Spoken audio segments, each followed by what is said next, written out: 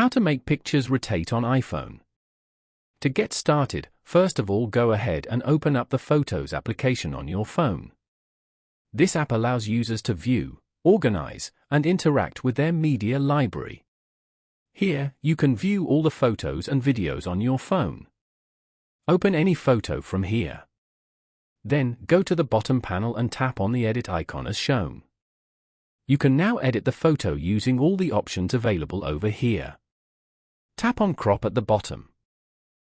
Here, go to the top left corner and tap on the rotate icon.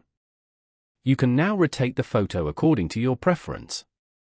After that, tap on done at the top right corner.